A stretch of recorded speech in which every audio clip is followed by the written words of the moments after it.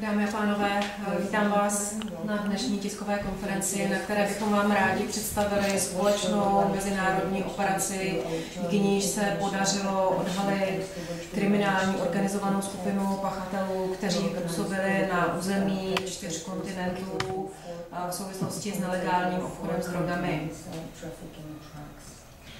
Dovolte mi, abych vám představila ředitele Národní protidrogové centrály, brigádního generála magistra Jakuba Friedricha,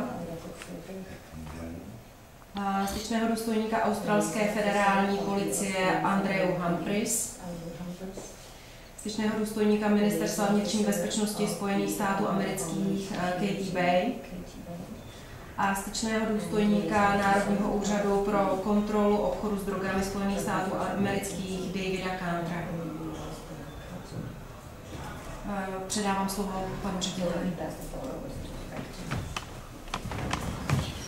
Pěkné dopoledne, dámy a pánové. Já jsem rád, že jste přijali pozvání na dnešní tiskovou konferenci, která má za cíl prezentovat společnou mezinárodní operaci, která vyústila v eliminaci kriminální skupiny, která zobchodovávala kokain a heroin pro australský trh. Česká republika do této operace byla zapojena formou kurýrů, čeští kurýři a to mnoho desítek českých kurýrů byli verbováni na území České republiky a následně podle té které komodity převáželi heroin, případně kokain do Austrálie. K dnešnímu dni je na území České republiky trestně stíháno 60 osob, z toho 6 se bezprostředně v rámci této organizace podílelo na vyšších formách organizace, tedy nejenom verbování, ale i dalších logistických záležitostech, které se této trestné činnosti dotýkají. Struktura té části organizace na českém území byla následující. Byl zde jeden konkrétní hlavní organizátor, který je trestně stíhán. Ten měl pod sebou občana České republiky, který měl opět pod sebou další 4 občany České republiky, kteří následně zabezpečovali verbování kurýrů za poměrně striktních konspiračních podmínek. Tito kurýři mohli létat pouze ve dvojicích. Opakování té kurýrní cesty bylo podmíněno poměrně dlouhou prodlevou mezi jednotlivými cestami. Na území České republiky udrželi ti lidé vlastní mobilní telefon s předplacenou kartou, konkrétní kufry bez obsahu drogy a další instrukce, které podle toho, jestli letěli nejčastěji přes Los Angeles, v případě heroinu přes Bangkok, tak následně došlo v těchto destinacích k výměně těchto kufrů za kufry, kde relativně velmi sofistikovaným způsobem byly ukryty drogy. Tato dvojice vždy přepravila 20 kg konkrétní drogy do té cílové destinace v Austrálii. Pokud povědomost současného vyšetřování v České republice sahá za dobu 2 let, tato skupina vypravila nejméně 38 kurýrních cest a v rámci tuzemského vyšetřování prokazujeme zobchodování minimálně 780 kg těchto drog. Co se týká odměn pro ty vlastní kurýry, jsou naprosto zanedbatelné s ohledem na riziko, které zejména v té thajské větvi této organizace hrozilo jednotlivým kurýrům. A pokud byli vůbec odměněni, protože někteří ty kurýři, bylo jim řečeno těmi organizátory, že si to skonzumovali tu odměnu tou vlastní dovolenou, za kterou to bylo deklarováno a maskováno, tak dostali 150 000 na jednu dvojici českých korun, podotýkám.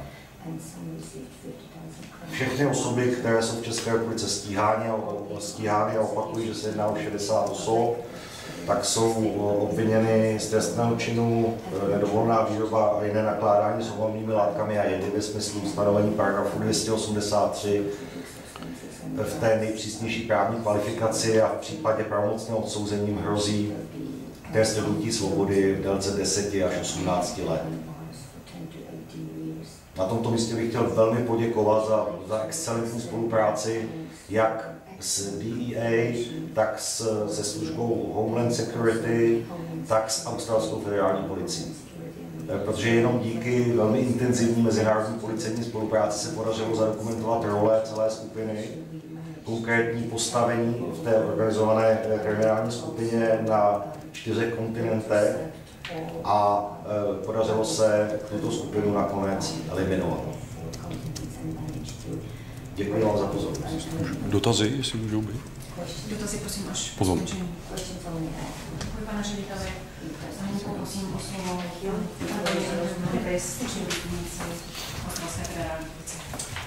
Thank you for the invitation. My name is Andrea Humphreys. I'm the Australian Federal Police Senior Liaison Officer based in The Hague in the Netherlands. So thank you for the invitation to be here today. Firstly, on behalf of the Australian Federal Police, I want to congratulate the Czech Police for the outstanding result they have achieved in this operation to destroy a syndicate of drug couriers and those organising and facilitating their activities is a fitting outcome for the dedication and the skill of the investigators involved. Dámy a pánové, děkuji za pozvání. Jmenuji se Andrea Humphreys a jsem styčnou důstojnicí australské federální policii v Hágu a v Nizozemí.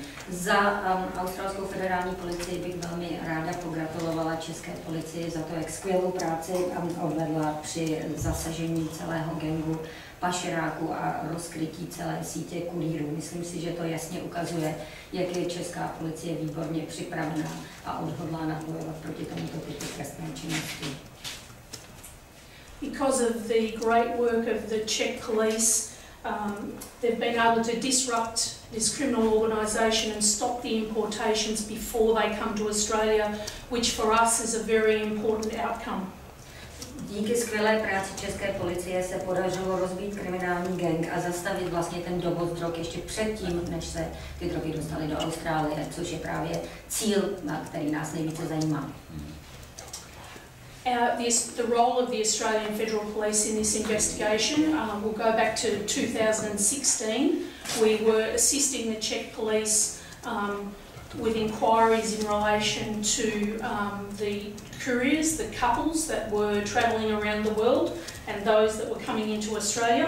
Naše role australské federální policie vlastně začala v roce 2016, kdy jsme pomáhali české policii při vyšetřování kurýrů těch již zmíněných dvojic, které cestovaly po celém světě a mířily do Austrálie.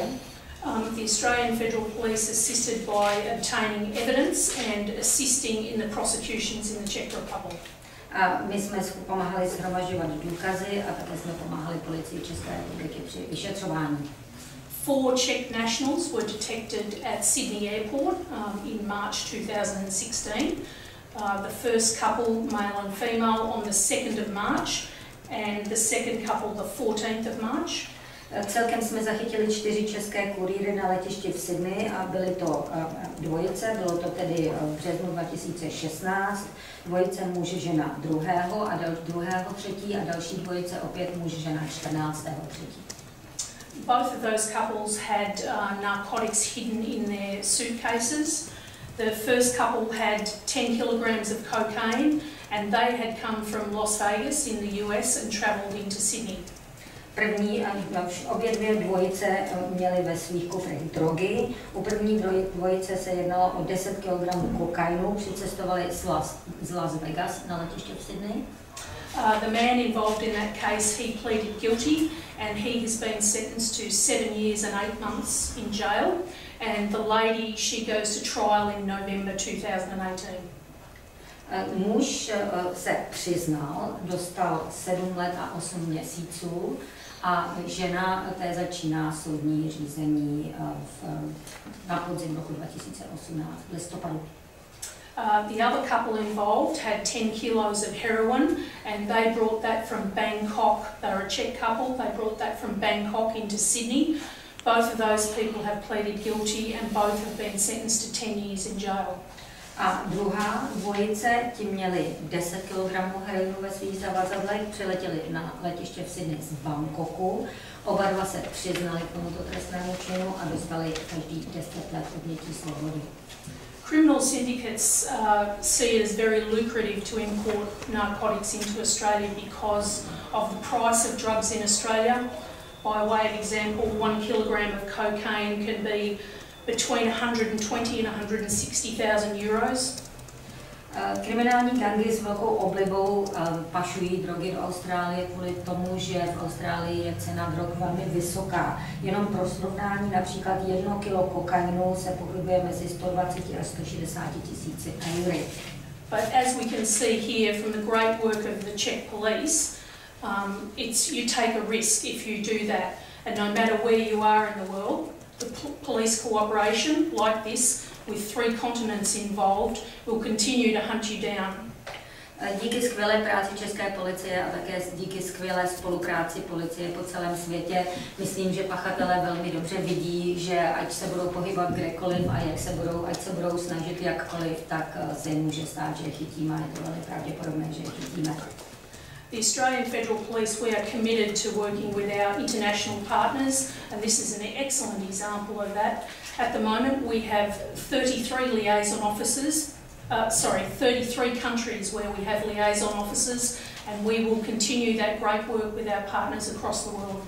Australská federální policie velmi ráda spolupracuje s partnery po celém světě. V současné době máme styčné důstojníky ve 33 zemích světa a dále budeme samozřejmě spolupracovat na boji proti trestné činnosti. Thank you. Děkuji.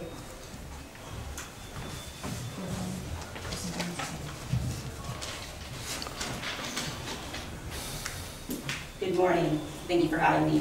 My name is Katie Bay. I'm the regional attaché for U.S. Immigration and Customs Enforcement, also known as ICE, Homeland Security Investigations, also known as HSI. Dobrý den, já se jmenuji Katie Bay a jsem styčná důstojnice Department of Homeland Security ve Spojených státech. I'd like to thank the Czech police for the partnership and cooperation that occurs between our agencies on an ongoing basis and which has been highlighted here with the successful results to date from Operation Wombat. Já bych velmi ráda poděkovala české policii za výbornou spolupráci na operaci, o které zde dnes mluvíme, kvůli které se organizuje tato tisková konference a kterou známe pod názvem Operace Wombat.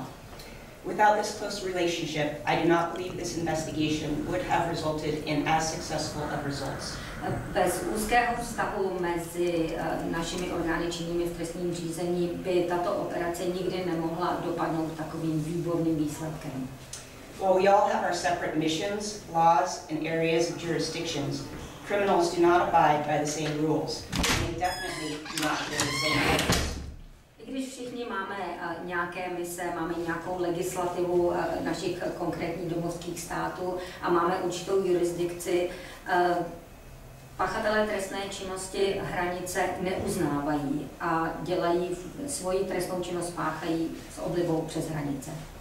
Therefore, it requires us to work on a global scale to share information, analyze the patterns and behaviors of criminals, and execute our shared and unique authorities in a manner that effectively neutralizes criminal activity. Proto my musíme spolupracovat na mezinárodní scéně, musíme sdílet a vyměňovat si informace, analyzovat modus operandi pachatelů a jejich chování a musíme společně působit tak, abychom efektivně neutralizovali a zlikvidovali kriminální gangy. Through keen analysis at the National Targeting Center in the United States, our HSI office in Las Vegas, Nevada, was able to arrest a pair of Czech national drug couriers who were conducting a test run that led to the discovery of a larger organized crime group operating between 4 continents and trafficking in hundreds of kilograms of cocaine and heroin. Díky laskavé analýze Národního centra s názvem National Targeting Center naše centrum v Las Vegas v Nevadě dokázalo zatknout dvojici českých pachatelů, kteří byli drogoví kurýři a vlastně Jejich aktivitou byla testovací cesta s drogami, kterou se snažili testovat možnost průchodnosti Las Vegaského letiště. Zjistili jsme, že byly součástí větší organizované skupiny, která pracovala na 4 kontinentech a převážela stovky kilogramů drog, konkrétně kokainu a heroinu. Through case coordination meetings and our bi- and multilateral relationships with the Czech and Australian federal police departments, a significant disruption to this organized crime group has been dealt, resulting in numerous arrests and safer streets in each of our communities across the globe. Díky tomu, že se nám podařilo ten případ skoordinovat a na základě naší bilaterální a multilaterální spolupráce s českými a rakouskými kolegy z orgánů australskými kolegy z orgánů činných v trestním řízení, se nám podařilo opravdu zásadně zasáhnout proti této organizované skupině. A náš zásah vyústil v mnoho zatčení na mnoha kontinentech a v mnoha komunitách po celém světě. HSI will continue to work and share information with Czech police and our other law enforcement partners to investigate, disrupt, and dismantle organized crime groups operating within and between our borders, and we will continue to seek to keep our streets safe from the deadly narcotics in which these groups traffic. HSI bude dále pokračovat ve spolupráci s svými partnery po celém světě a dále budeme sdílet informace s českou policií a s našimi dalšími partnerskými orgány činnými v trestním řízení za účelem vyšetřování a rozbíjení trestních gangů, kriminálních gangů a skupin, které operují buď na jednotlivých územích našich států, anebo přeshraničně. A budeme stále pracovat na tom, aby naše ulice byly bezpečné a aby se na nich neobjevovaly smrtelně nebezpečné drogy. Thank you. Děkuji.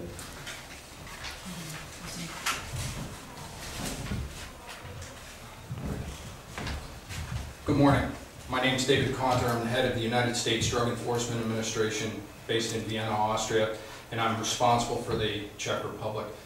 I want to thank the National Drug Headquarters for this invitation. I'm honored to be up here with my other colleagues from the Australian Federal Police as well as the Department of Homeland Security. Today I'm going to talk briefly just to give a little bit of an overview of drug trafficking and specifically air drug trafficking routes and smuggling of couriers. Dámy a pánové, jmenuji se David Carter a zastupuji DEA se sídlem ve Vídni, kde jsem zodpovědný za problematiku České republiky. Zde společně se svými kolegy z české a australské policie bychom vám chtěli prezentovat jeden případ obchodování s drogami, ale já bych se chtěl podívat na tu problematiku obchodování s drogami trošičku šířeji a především bych se zaměřil na obchod s drogami, které jsou obchodovány na letech, mezinárodních letech. And before I start, I also want to echo the comments of my colleagues here that this was excellent cooperation. These are the types of cases that our agencies should be investigating. These are the types of organizations that we should be investigating. And I think looking at this map here, you see the global nature of cocaine trafficking. Já bych také rád potvrdil to, co řekl a potvrdil to, co řekl moji předřečníci. Ty skupiny, o kterých jsme zde mluvili a tyto typy organizovaných gangů jsou přesně ty skupiny a ty gangy, proti kterým bychom měli bojovat. A když se podíváte na tu mapu za mnou, tak vidíte, jak problematická ta problematika obchodování s kokainem ve skutečnosti je. As you may know, cocaine is produced primarily in Colombia, Peru and Bolivia in South America. Jak víte, tak kokain pochází především z Kolumbie, Peru a Bolívie v Latinské Americe. And these same organizations, these same large-scale criminal enterprises traffic cocaine both to the United States, to Europe and the Czech Republic, as well as to Asia and Australia. A organizované skupiny z této oblasti potom se zabývají obchodováním s kokainem a převážejí ho do Evropy, do Spojených států, do Asie, do všech kontinentů, do České republiky také. Drug courier, air courier investigations are very difficult organizations to penetrate. there's not a lot of drugs to be seized at the borders, at the ports, but when we look at these investigations, when we look at these criminal enterprises, we have a very complex criminal organization that is behind the couriers. Když se podíváte na ty kurýry, obzvláště letecké kurýry, tak proti těm se velmi těžko zasahuje. Objemy drog, které jsou u nich zachyceny na letištích nebo na hranicích, nebývají tak vysoké. A když se podíváte na celou tu strukturu těchto organizovaných skupin, tak vidíte, že jsou to gangy, které mají velmi komplexní a velmi dobře zorganizovanou strukturu. When I describe transnational criminal organizations, I often equate them to international, multinational corporations. Když mluvím o těch mezinárodních gangách, tak vždycky říkám, že to jsou takové nadnárodní, velmi dobře zorganizované korporace s mezinárodní účastí. This is a diversified business model responsible for smuggling all different types of narcotics, cocaine and heroin, as well as being involved in other types of criminal enterprise. A opravdu jsou to velmi diverzifikované skupiny s velmi diverzifikovanou cílovou skupinou a cílovým produktem. Zabývají se nejenom kokainem a heroinem, ale angažují se a aktivizují se i v mnoha jiných oblastech trestné činnosti. As you heard before, the courier is the lowest level. We refer to them in the United States as mules in the organization. But behind the mule, you have a recruiter, you have a packager, you have distribution networks, source networks on the shipping country as well as on the receiving country. Jak jsme již slyšeli, tak kurýři jsou vlastně na tom úplně nejspodnějším patře té kriminální organizace. Jsou to ti největší pěšáci, my jim ve státech říkáme muly. Ale ty muly samozřejmě musí někdo nabrat, je někdo, nějaký rekrutátor, musí tam být někdo, kdo ty drogy zabalí, někdo, kdo má na starosti distribuční proces, někdo, kdo má na starosti zdroje, a to nejenom v zemi zdrojové, ale také v zemi, kam se droga pašuje. Je to obrovský komplex. As you can see in the photos, those are two common smuggling methods. One is a body carrier where the drugs are concealed on their body. And the second one is a swallower, where the individual ingests pellets of cocaine or heroin. And then also in this case, we had just concealment within the luggage. So these organizations are constantly changing their tactics in an effort to avoid law enforcement. Tyto kriminální gangy běžně pašují drogy dvěma způsoby. Buď je droga ukryta někde na těle pašeráka, anebo je ukryta přímo v těle pašeráka, těm se říká polikači. To znamená, že spolknou prostě peletky s drogou a takto cestují.